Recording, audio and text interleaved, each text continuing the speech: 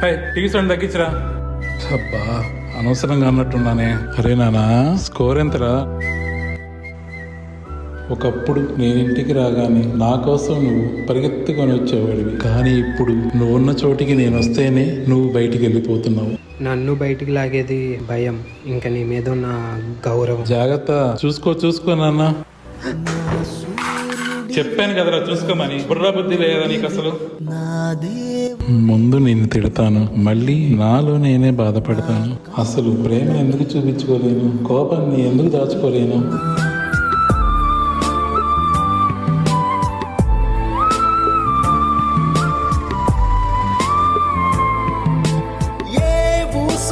చెప్పినా ఏ పాటనే పాడినా